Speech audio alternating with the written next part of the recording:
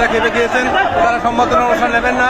হ্যাঁ, আমাদের এমপি থাকার কারণে মুক্তিযোদ্ধারা কেউ সম্বর্ধনা অনুষ্ঠান নেবেন না, ওনারা বেরিয়ে যাচ্ছেন, ওনারা কেউ থাকবেন না এখানে। আসলে কুমারখালীতে অনেক এখানে কুমারখালীর মুক্তিযোদ্ধারা জামাতের এমপি তারা সম্বর্ধনা নেবেন না। সবাই একটু প্লিজ বসেন, সবাইকে অনুরোধ করছি আপনারা একটু বসেন, যেহেতু উনি সরকারি দায়িত্বে আছেন।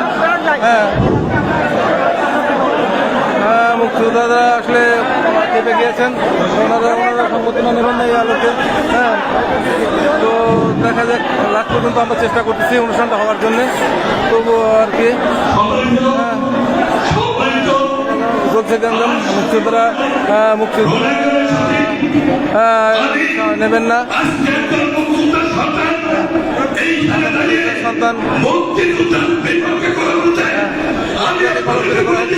মুক্তিযোদ্ধাকে কলঙ্ক করা হচ্ছে।